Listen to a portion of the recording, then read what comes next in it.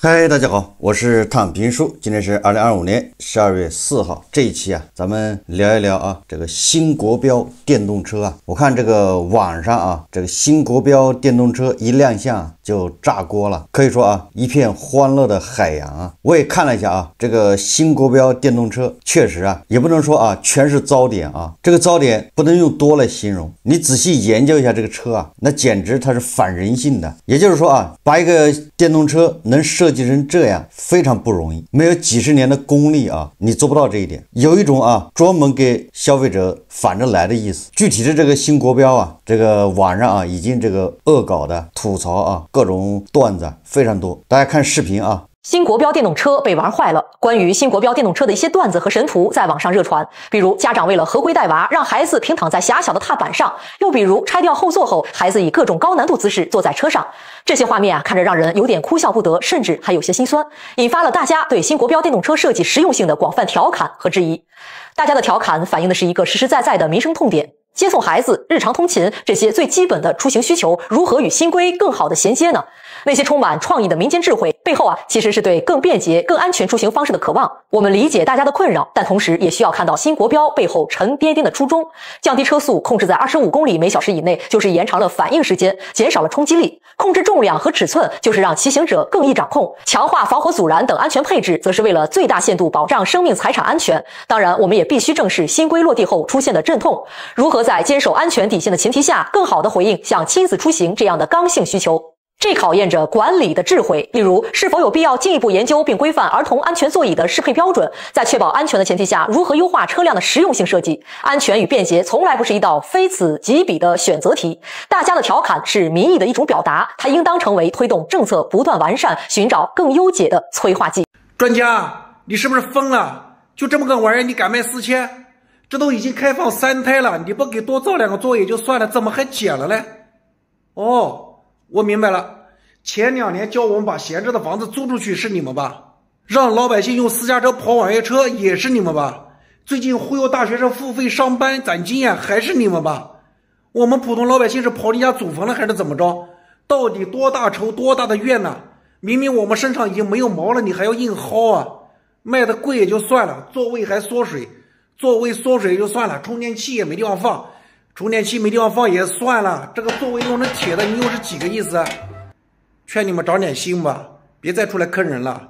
下次再敢提這種沒有良心的建議。我來談一談我對這個新國標電動車的一個看法啊。說實話，我沒騎過電動車，我對電動車其實不是太關心，但是我對電動車引起的這個慘案還是深有感觸啊，就是這個記憶還比較深的。我記得有一年通州啊，就是北京的通州，哎，有一戶人家正好是河北的吧，他們是祖孫3代人，正好是暑假啊聚到一起，然後結果呢，他們晚上把那個電動車的電池應該是搬回家充電吧。總之啊，就是電動車電池起火引發的這個事故，好像是一家人啊都沒了，非常慘。我說這個什麼意思呢？這個事情我記得不是特別準，但是由於電動車起火導致這個悲劇啊，也是啊各個城市都有，而且非常慘。這是關於起火的，還有電動車，對吧？這個撞人，在路上出了事故。我還有一個遠房的親戚啊，也年紀大了，然後騎電動車，關鍵他是酒後騎電動車啊，好像是吧，就摔倒了，腿給摔折了。所以說我雖然沒有騎過電動車，但是我對電動車這種還是比較這個，就是很關心它的安全。哎，從這個角度來說啊，你看這個新國標啊，那是非常到位啊。它首先考慮的就是起火，對吧？你在那個電動車車棚裡面起火，那當然了，現在不能讓你搬回家充電，對吧？你在車棚裡起火怎麼辦？哎，人家那個車基本上是鋁合金的、金屬的，塑料只佔5%。完了之後，這個塑料還是阻燃材料的。你從這一點來說啊，人家是考慮這一點了。第二個呢，就是速度。大家都知道啊，這個電動車什麼車吧，你只要出事故，一般的都是快導致的。這個電動車呢，由於它只有2個輪子，對吧？這個平衡感要差一點。如果它速度快，再加上本身的重量、質量大，那麼這個，對吧？它的這個出事故啊，危害性就更大。不管撞到誰，對吧？雙方恐怕都好不了。就是這個車的質量啊越大，但是由於電動車啊，它那個質量主要是跟電瓶關係也比較大。電瓶越重，對吧？然後它這個電量就越大，哎，它那個續航就遠，它的速度功率就大，應該是這樣的吧？所以我記得啊，上一屆新國標的時候，是2018還是2019，我不記得了啊。但是那個時候記得重點討論的就是限制車的重量。限制車的重量，那麼你无論是从这个你物理学的吧，你质量越大，你惯性越大呀，所以你把你重量给限制住，这是第一个。第二个，把你速度限制住，重量限制住，你速度也就限制住了，因为你的电池搞不大，对吧？然后再把你速度一限制，这样的话，电动车交通事故啊，这种危害明显就減少。所以從這2點來說啊，它確實花了功夫啊。這個新國標的電動車速度最高25公里每小時，你想超過啊沒門兒，因為裡面它加裝了芯片，據說啊應用了高科技，有什麼北斗導航什麼的給你定位，速度只要超過25公里，你跑不起來，而且還防篡改。就是現在以前啊，這個電動車對吧，拿到這個店裡面或者找人一改，它的速度也能跑起來。這回它是防篡改，可謂啊用心良苦啊。但是啊，就目前這個新國標電動車，只能說啊叫過猶不及啊。表面上看是為你好，實際上呢，多少有一種什麼呢？叫一個人感冒，全家吃藥。你說該不該吃藥呢？一個人得病，對吧？全家都得治，動作這麼大，就是為了防止這2點。這個就是我們經常說的啊，你的想法是好的，但是是不是只有這一種辦法？解決辦法還有沒有別的路可走？哪種成本更小，效果更好？這個是對吧？正常人都會這麼想啊。你這樣一刀切，首先啊，能不能解決問題？要打個問號。這個是不是最好的辦法？最經濟的，對吧？效果最好的，要打個問號。也就是新國標啊，要解決這2個痛點嘛，就一個容易起火，釀成悲劇；一個是容易這個出交通事故。所以說啊，這個新國標啊，這個電動車在這一塊，那簡直是有點高射炮打蚊子啊。結局是什麼呢？結局就是這個新國標電動車恐怕啊賣不動了。誰要買這麼個玩意呢？啊，如果說啊，它是為了解決這2個痛點，一個是起火，一個是速度和重量，勉強能接受吧。說你選的這個路線也可以，沒有比這更好的了。但是你其他的功能設計、實用性、便捷性，那簡直是反人類啊！別的不說啊，就是那個座椅，我看有的這個新國標電動車的座椅是鐵的，你說你這不是要命嗎？那個鐵的座椅你怎麼做啊？你這個不是倒退嗎？我記得40年前對吧？那自行車那個座椅好歹下面還有彈簧，那個也很硬啊，但下面好歹有彈簧，坐着還可以有一定的這個緩衝。你這個電動車座椅居然是個鐵的，鐵的就鐵的吧，對吧？硬就硬一會兒，那你這玩意東北人怎麼騎啊？這大冬天的東北人騎那真叫老鐵啊！你這騎個半小時，估計啊，這屁股能凍在這個座椅上，到地方還得拿這個想辦法，對吧？給它捂熱，要不然你起不了身吶，那屁股跟這個座椅能凍到一起去啊！它是鐵的啊，有人就說了，那你不能想辦法，對吧？包點布啊，包點海綿什麼的，那完了，那不又變成易燃了嗎？它放鐵的目的啊，就是讓它就是滿足塑料不超過5%這個硬性指標，對吧？易燃材料不能超過5%，所以說那你要自己啊，你要往上纏那些布或者是海綿，那對不起，路上交警看見就可以罰款。起來對吧？下車，你這個坐墊上纏着什麼玩意？罰款，你這擅自篡改啊，對吧？那你這新國標電動車，你要到南方，到這廣州是吧？或者到夏天到武漢、到重慶這地方，那就變成烤肉，對吧？你中午吃飯帶2個雞蛋就行了啊，直接磕在那個電動車的坐墊上面直接就煎，對吧？帶2片羊肉啊，可以上面也可以煎一煎。你想象一下啊，你個夏天，你這個穿個短褲往上一坐，你大腿肉都能在上面烤熟，你這不是反人類的設計嗎？有人說啊，也有那種阻燃的那種類似於塑料的是吧？那種坐墊不是鐵的，但是啊，那個坐墊似乎啊沒有螺絲，不能固定在那個座椅上，是套子上面的。那這個有人就說了，那我上下班我離開，我還得把這坐墊拿走啊，不拿走，等我下班一來一看沒有坐墊了，只剩這個座架，那個架子設計的對吧？那怎麼回家呢？那玩意跟坐馬桶是一樣的啊，你坐在上面時間長了對吧？本來沒有便意，結果你一坐顛簸2下，你恐怕大便也出來了。還有啊，吐槽的對吧？這個買電動車的大部分都是家庭使用，日常生活中使用，難免對吧？要去超市買個柴米油鹽的，要去菜市場買菜對吧？要去幼兒園接送小孩，你買電動車不都是幹這個嗎？結果你看啊，這哪有給小孩坐的地方呢？哪有去菜市場買菜對吧？放菜的地方，那些瓶瓶罐罐往哪兒放？你有的時候你發現啊，國家在提倡2胎3胎多生孩子，結果一看他在這兒給你卡住了。當然了，專家也可能是好意啊，你這能生孩子的肯定怎麼着你都該買個新能源汽車了吧？難道還騎電瓶車嗎？那專家的考慮恐怕是這麼考慮的，這個電瓶車啊是給那些單身漢設計的，對吧？這個也不利於年輕人談戀愛啊，人下班對吧？騎個電瓶車就接女朋友，結果你這還帶不了人，這些都是反人類的設計啊！我就不知道這個咱們這個國標啊，為什麼老是跟這個電動車過不去呢？老是跟這個牛馬韭菜的吧過不去呢？自行車也是啊，对吧？自行車也不让带人，現在共享單車都沒有帶人的架子，對吧？一邊提倡多生孩子，一邊設計的是讓一個光棍使用的這個場景，所以怎麼看啊？你都發現這個政策啊，經常就是左右腦互搏啊，左腳踩着右腳還要飛。實際上啊，我認為啊，這個首先一個啊，這個新國標啊，它沒有徵求叫大眾的意見，這一點啊，我覺得還真的向這個移動互聯網公司學習，對吧？你看移動互聯網公司搞個什麼玩意，先來個什麼內測版或者叫公測版，对吧？讓大家先測試，覺得怎麼樣？你這個新國標也應該搞個公測版，或者不叫公測版，先徵求意見，對吧？我設計成這樣，我主要的參數是什麼？主要的功能是什麼？你也徵求一下大家意見。我不知道有沒有徵求意見啊？估計是沒有徵求的。如果要徵求了意見，不可能搞成這樣，對吧？你要徵求了意見，不可能。我也不理解啊，這個新的電動車好像它沒有這個後視鏡啊，是因為速度慢不需要後視鏡，就像自行車一樣，對吧？自行車就沒有後視鏡，你這個新國標電動車反正速度不超過25公里，所以也就不需要後視鏡了。沒有徵求啊大眾的意見，然後匆匆忙忙的就搞出來了，開始賣。真要這樣其實也不要緊啊，為什麼呢？很多這個新能源汽車廠商不也這麼幹嗎？對吧？雖然產品設計有瑕疵，安全性能有問題，對吧？成為這個綠化帶殺手，成為這個什麼護欄終結者，但是人家會營銷啊，對吧？這個營銷它可以讓受眾啊更多的去理解這個產品。所以說啊，新國標這個電動車啊是叫一錯再錯，設計的時候出台這個標準的時候，它沒有徵求大眾意見，好，這叫一錯啊。再錯什麼意思啊？就你把它搞出來之後，你沒有很好的向大眾去宣傳，你貿然對吧，把這東西就推到用戶的眼前，一下就全成了糟点了。所以這個他完全應該學習一下，借鑑，对吧？雷式營銷啊，有很多人對吧，用雷式營銷去賣紅薯、賣大閘蟹、賣麵包，都搞得有聲有色啊。那你用雷式營銷推廣這新國標，我覺得啊，這個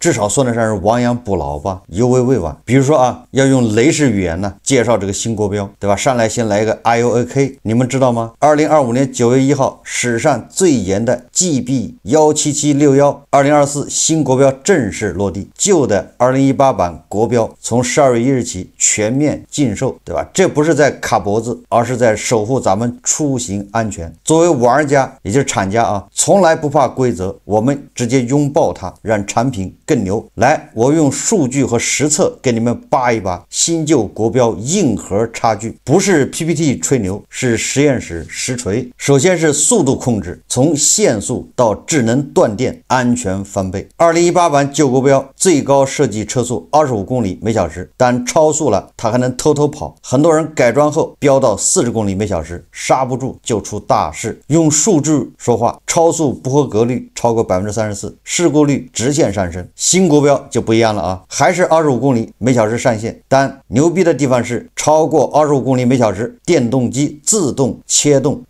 動力輸出，採用了 AI 剎車技術，防範未然。雨天濕滑路，剎車距離縮短 50%， 舊的電動車可能滑出10米，新的一半就停。25公里每小時車速啊，直接實現秒停，這不是慢，這是穩。防火阻燃，從火球到漫燃堡壘，逃生窗口多48秒。舊國標塑料件比例高，阻燃差，一着火就爆炸式冒黑煙。實測起火21秒，2樓就燻天，180秒高溫直衝4樓，煙霧毒性大，逃生窗口短得心慌。新國標塑料件總重不超過整車 5.5%， 安座電池盒用铝鎂合金高阻燃材料，纺織品皮革全升級。實景燃燒實驗，起火23秒，2樓煙霧才來，180秒只燒到3樓，煙小毒少，多出48秒逃生時間。這技術防火不犧牲顏值，既做到了防火，又做到了美觀。防改裝如智能，從野蠻生長到一碼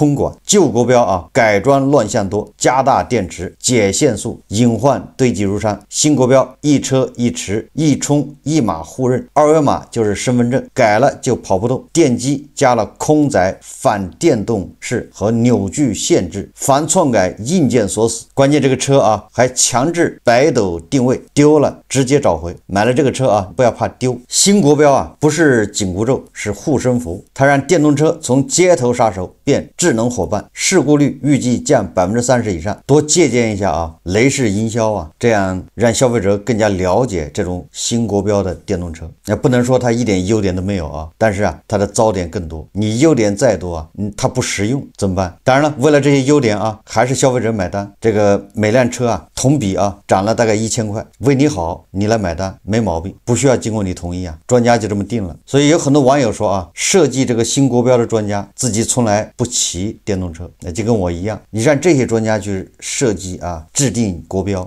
就好比啊，讓那些專家去指導農民啊怎麼去種地，一個道理啊。就好比啊，這個新時代的叫何不食肉糜，這個也能從這個新國標啊能看出來这個專家的特點，抓住痛點，就是一個是起火，一個是事故，其他的他不管，他不知道啊。這個電動車它的功能到底是什麼？電動車它核心功能不是防起火，對吧？不是，就是它第一功能啊，不是要防起火，不是要防事故，是便捷出行。怎麼樣在便捷出行的情況下，對吧？兼顧安全，就是防火和這個事故中的這個危害性啊。如果你犧牲了這種出行便捷，那你的這個防火啊，這個降低事故都沒有意義了，叫皮之不存，毛將赴焉呢。所以這專家啊，基本上他是沒有使用這個電動車的這種經歷，也不徵求意見。我們為什麼要聊這個新國標呢？實際上，難道只有電動車這個行業是這樣嗎？作為一個行業標準制定者，對吧？制定出來的標準居然是這樣子的，你就知道這管理水平之差。那這個反映的就是管理水平差，就是什麼都想管，但是又管不好，这就是問題。權力拿到手上，但是他用不了，只能折騰搗亂，這就是民生多奸吶。一個奶粉都管不好，你想一想，對吧？一個小孩喝的奶粉他管不好，食品安全他管不好，電動車他能管得好？你看這個新國標一出，你讓人笑掉大牙。所以很多時候網友認為啊，這個不是蠢，這個電動車不是蠢人設計的，是壞人設計的。這個人是壞，不是蠢，就是反人性，對吧？這種低級錯誤啊，頭盔沒地方放，那你是鼓勵人不戴頭盔嗎？或者騎個電動車去逛商場還得背這個頭盔，對吧？一邊刺激消費，一邊要刺激這個年輕人生孩子，但是處處跟他們為敵，對吧？處處設置障礙。哎，你沒發現這不是蠢吧？這是壞。這個在很多平原地區啊，騎起來還勉強可以，但是你一到那個